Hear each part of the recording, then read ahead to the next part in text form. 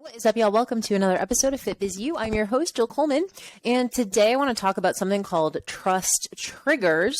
And I actually emailed about this last week. I was promoting for my girl, the Movement Maestro's Instagram intensive, and I was an affiliate for that program, and I always love everything that Shantae does. And obviously, when people do her intensive before they join my program, which is called FBA, they do a lot better because the intensive basically shares how to, use Instagram for business to build a personal brand, to build a platform, to build an audience. And one of the things that I talked about when I was promoting Shantae's program was this idea of a trust trigger.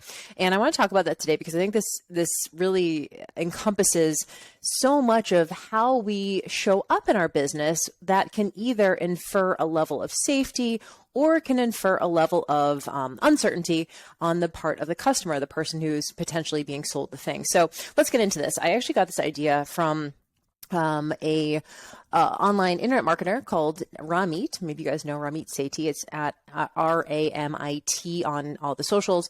And he's been around for a really long time. And he was one of the first people I started listening to. And he's, in my estimation, a genius marketer. And I came across something he talked about years ago called competency triggers. And competency triggers are these small actions or small, I guess you would call them situations or instances where someone is being viewed as competent. So for example, he cited a study where people who brought a briefcase to an interview were seen as more competent than people who did not. And it's such a small thing, right? It's like, this is just a piece of, it's like a handbag.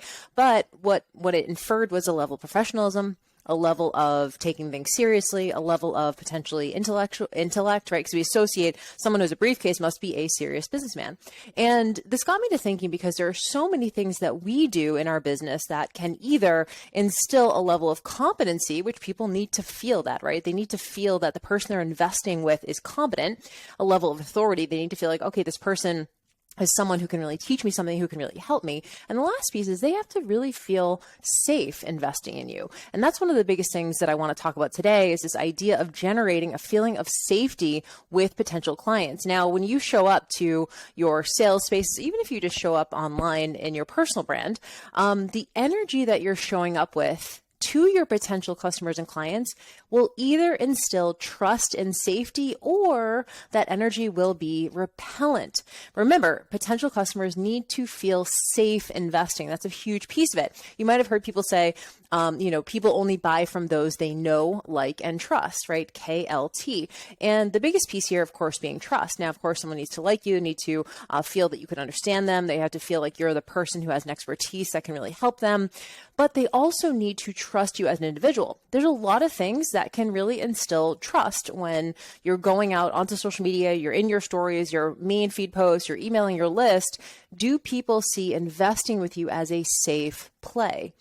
And I know this sounds sort of like, of course, this feels self-evident. Like, of course, Jill, yes, people need to feel safe. But I can't tell you how many times I've seen people come online and then do things that, to me, do not instill a level of safety. For example, one of the easiest things that you guys can do to instill a level of trust and safety and be a trust trigger is to show up consistently, to show up on social media consistently, to show your face on camera. These kind of things, they're such small things. No one would ever say, oh, that's a trust trigger. No one ever categorized that. It's something that feels so natural. Like, oh yeah, Jill, she's always there. She's always showing up. She's always consistent. That's one of the things you always tell me about Jill, but they're like, you've just been so consistent over the years.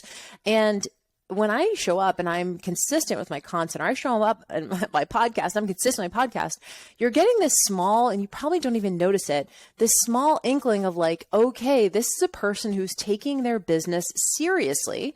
This is a person who I feel safe giving my money to, handing over my dollars to. This person has done this for years. This person isn't going anywhere. This person is reliable. And so when I see a new online coach or online business owner, show up consistently for a couple of months and then literally go just dark on social media for 6 months, that's not instilling a level of safety. In fact, I could really like them as a person. I could be really bummed out that they're not on social anymore, or they just went missing. To me, that doesn't instill safety. It does not instill trust. So remember, your ability to show up consistently is saying something to your audience. Is this person reliable? Is this person trustworthy? So I want to share with you guys some traits that I believe instill safety on the potential client or in the potential client's eyes in order for them to feel safe enough to hand you money. Now, of course, professionalism, I mentioned the briefcase. Of course, you don't have to do that, but are you showing up in your spaces with a level of professionalism? Some examples would be doing professional photos, maybe building a website that looks nice, that has, that doesn't look all like sort of janky. It's like you kind of, put it together yourself, doing something that feels a little more professional, maybe hosting a live event, maybe speaking at a live event, maybe getting on some different podcasts, giving people the perception, but also perception needs to be reality, right? Perception that you are taking this thing seriously and that this is something you're in the long run to do. If I don't feel like you're doing this as a real job, if I feel like you're still treating this like a hobby, I'm probably not going to give you my money because I'm like, well, I don't know if she's going to be in or out. She's 1 foot in, 1 foot out. I don't know. And so professionalism gives people the idea that like, yes, you've invested in yourself, right? You're showing up to these spaces. You are put together on your videos. You are traveling to events. You're investing in yourself. All of these things give people the idea that, yes, this person is professional. They're taking it seriously. I feel safe giving them my money. Competency and confidence. Now, these things are sort of like a feed-forward cycle. If you think about it from that perspective, sometimes it's hard to feel confident if you're not good at something, but the only way to get better at something is to do it more. And so you have to have the confidence to start taking action to get more reps in a certain area. For example, maybe it's online coaching, maybe it's social media posting, something like that. And as a result of you doing it a lot, you start to get better at it. And as you start to get better at it, you start to take even more action and have more confidence. And so it is this feed-forward cycle. So I'm putting those two things together. Someone needs to see you as someone who has gotten results. So what's some ways you can showcase your confidence and your competency? You can share some social proof. You can share some testimonials, some case studies, some success stories of clients. This gives people the idea. You can share your own story of overcoming something that you've struggled with. That would give them a sense of competency. Confidence is, it's how you're showing up too, are you someone who is making eye contact if you're on video? Are you someone who is slowing down their talking? And I'm talking about myself. I tend to talk too fast too. Are you someone who's slowing down their speech? Are you someone who is willing to show up in a space where you have your chin up, your back straight, your eyes forward? It's a feeling, right? You're like, this person has a level of confidence. I try to think about the people I know in my life who have the most confidence, one of which was my earliest mentor, Rachel Cosgrove. And I remember at that time, I was someone who was really obsessed with food and exercise still. I was sort of coming out of my food obsession, exercise obsession, and I was really still feeling like I needed to look a certain way or have a certain level of leanness, or I needed visible abs or whatever I felt like I needed with my body. And I remember meeting Rachel for the first time, and she's obviously very fit, and she's been a fitness professional for a long time, and she's very athletic, and she does all these, wild races and things like that, but she's not like shredded. And when I first met her, I was like, wow, this woman's energy is so confident, like just up in front, giving a talk, just the energy, the way she held herself was so strong. I knew people who were so lean and so fit and yet so insecure. And here was an example of someone who was just, wow, really secure, really confident, showing up, knowing her expertise. And to me, that was what I'd much rather something like that than someone who has like a six pack, but like can't hold a conversation. And so I look at examples like Rachel and other people in my life that have that it factor. And I'm like, wow, they have a confidence and a competency that is inspiring or aspiring to me. Next one is mastery. So is this person actually good? I guess this goes with confidence too. A way that you could show mastery is you could show yourself investing in different certifications, having different credentials, maybe getting on different podcasts, maybe just sharing your solutions post on social media, like sharing different solutions. Shantae always calls this, giving someone to try. Give people something to try so that they can see you as an actual expert. So don't try and just keep all of your solutions close to the vest. Instead, put them out on social media for people to actually try on and see that you know what you're talking about.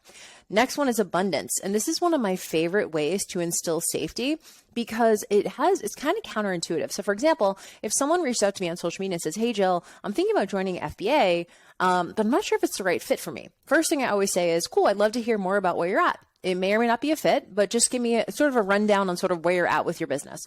And if this person is not a beginner and I don't feel like they're going to be a good fit for FBA, which is my beginner course, I might say something like, you know what, this is not a good fit for you. Let me send you to someone else. Let me refer you to someone else. So even just the act of turning away business, like I just said, I literally turned away business. FBA is not a good match for you. Could I have just said, yeah, FBA is going to be great, just take the person's money? Sure. But when I show up and I go against my pitch, literally I say, you know what, this isn't the best program for you. That person in their head is going, wow, I can trust Jill because she'll tell me the truth. I can trust Jill because she'll tell me the truth. And it takes a level of abundance on my part as the business owner to turn away business. So this person goes, wow, I know I can trust Jill because she'll tell me the truth. And also, she doesn't need my business. There's something really attractive about the fact that she does not need my business. In fact, she just cares about me and she wants me to get a result. She's willing to turn away this business and give me over to someone else. I've certainly sent people to Shantae before. I've certainly sent people to other business coaches who do one-on-one coaching and I don't do one-on-one coaching. I've certainly tried to figure out how this person can get a result if it's not with me. And that is a small, it just gives someone the sense that I'm in abundance because I'm not trying to close every single sale. That's not what this is about for me. This is about making sure it's a good fit. And that's it's a signal to both of us that we can be in abundance, that there's enough to go around. There's plenty of clients, there's plenty of money, there's plenty of success to be had. And so abundance is a key thing. Oh, I can trust Jill and it feels safe to invest with her because I know she's not just trying to weasel money out of me, right? It's a completely different energy. Consistency, I've already talked about that. That's definitely something that instills safety, is you being consistent. I've told you guys the story before, but when I was starting JillFit, I wasn't the smartest, I wasn't the leanest, nothing like that. For me, I wasn't out here winning shows. I wasn't a top fitness model, but what I was really good at, it was being consistent. And so for the first 2 years of JillFit, I blogged every single day for 2 years straight. And they weren't mind-blowing posts. It wasn't the most amazing, thing you've ever read, but it was consistent to the point where people would say, I check your blog before I even check my email in the morning. I was really good at being consistent. I was really good at showing people that I was going to be reliable if they were ready to invest with me. And then some intangibles. So things like level-headedness, reliability, and emotional steadfastness. I've been thinking about this quite a bit, especially as JillFit has, really scaled over the last 2 years. Realizing that some of these more intangible characteristics are so important when it comes to business. Level-headedness, emotional steadfastness, reliability, responsibility. Responsibility is a big one. I actually said this I forget who I said this to the other day. And I was like, yeah, it takes a level of taking responsibility on, but it wasn't taking responsibility for it's not oh, take responsibility for your life choices. It was taking on responsibility I am ready for more clients. I am ready to hire team members. I am ready to become a manager. I'm ready to level this thing up, right? I'm ready to take on paid traffic. Every time you scale up in your business, there's another level of responsibility. So for example, having people on my team that are full-time at JillFit, that's a different level of responsibility than just using a contractor and being okay, let me just, I'll pay for this one thing. And, once our time is up, our time is up. It's not a bunch of little VAs running around. That's great. But at JillFit, we have a team and I'm responsible for these people's livelihood, right? Their salary at JillFit is paying their bills and they need that for their welfare. And so that's a level of responsibility. Someone who is willing to take on that responsibility does instill safety. So yes, personal responsibility of yes, I take responsibility for my choices, but taking on a level of responsibility as a business owner. And so, for example, when we want to scale the business, we knew that meant a lot more butts in seats, right? If we're going to scale the business and increase our revenue, we need more customers, right? We need more customers. We need people staying in our ecosystem longer. So lifetime customer value. We need more butts in the seats. So as we did that, it was okay, Jill, are you ready to service more people? What's that going to mean for you? It's going to mean more output. It's going to mean you're now responsible for more people's results in their business. You are now responsible for delivering a level of excellence. It's not you can just have a couple of people and that's fine. It's we're talking hundreds of clients all at once. That's a level of responsibility. And I had to have that conversation with myself of are you ready for something like this?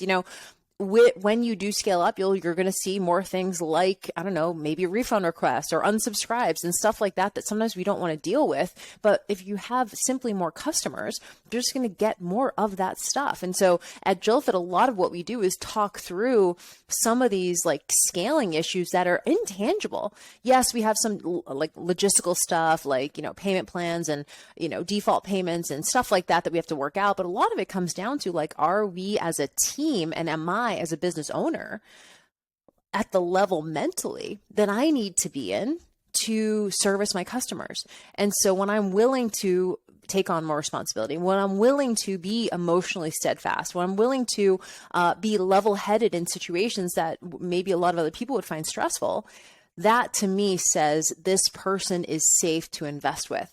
She's not just doing it as flash in the pan. She's not just doing it, not trying it on. It's not like a hobby for her, right? This is all the things I want you guys to think about, because sometimes, I think we get it backwards. I think we think, oh, once I have enough clients, then I'll start taking this thing seriously as a business. It's the opposite. You have to take it seriously as a business. You have to treat it like it's already viable. That's what your potential customers need to see. That level of professionalism, that's what your potential customers need to see first. Then they'll start investing. It's not the other way around. So many of us are just like, well, let me try it out. And energetically, we're 1 foot in and 1 foot out. Do you think that inspires trust? Do you think that inspires safety? No, right? Of course, they're looking at you. They're taking cues from you. How you're showing up will give them the information they need to make a decision. Now, they're not consciously thinking that, by the way. All of this is subconscious.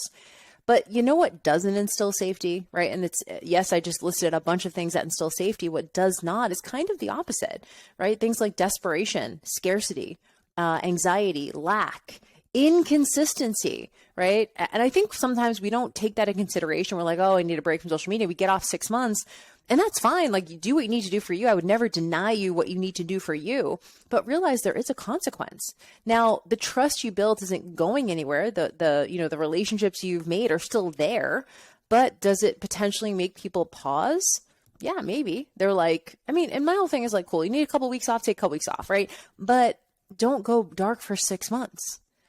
And I don't think that a lot of people notice, by the way. However, those who do they're gonna be like, wait, what? What's happening?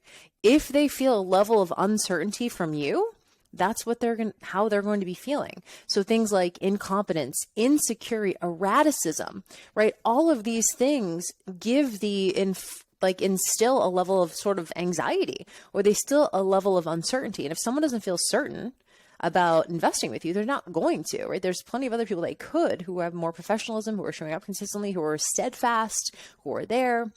So I don't want this conversation to scare you, but at the end of the day, you have to take responsibility for the fact that if you want to do this thing, there are certain truths to how you're showing up energetically and what signals you're putting out into the social media sphere, into your email marketing, into your audience, that they're either picking up on or not.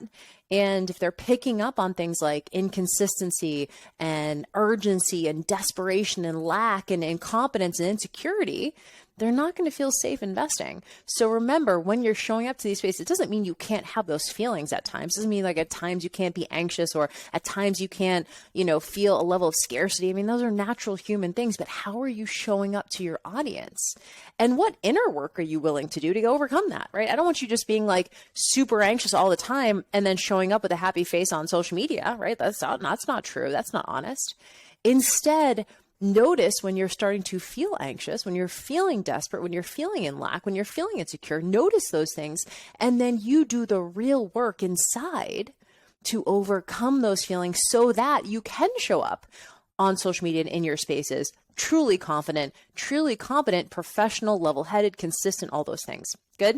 All right, I want to have this conversation because I think sometimes we think, oh, if I just have the right tactic or I have the right strategy, then I can make it happen. But you guys know I'm really big on mindset, and also really big on just your energy that you bring to your business, because so much of what we do is intangible, that remembering, yes, I'm having these feelings, and you're a human, so your emotions are going to run the gamut. But don't forget that your potential customers are picking up on all of those small things.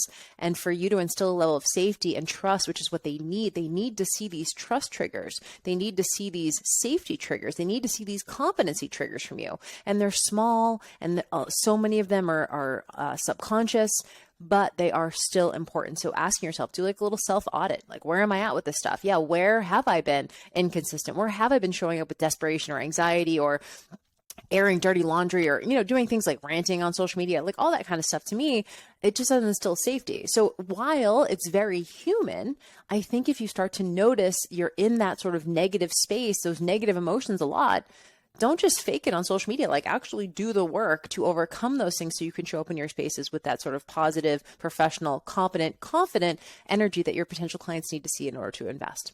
All right, that's it from you guys. We have FBA coming down the pipeline very soon. If you are not on the interest list for FBA to get the early details, you can go to jillfitfree.com/FBA-waitlist. That's jillfitfree.com/FBA-waitlist to get on the interest list. We're going to be opening doors in about a month on March 20th. Super excited. And people who are on the interest list, if you join early, you're getting a ton of amazing bonuses, the best stuff from me, as well as an exclusive discount. That is it from you guys. If you need anything, you know where to find me, at FitBizU, at JillFit on the socials, and we'll see you on the next episode. Bye, guys.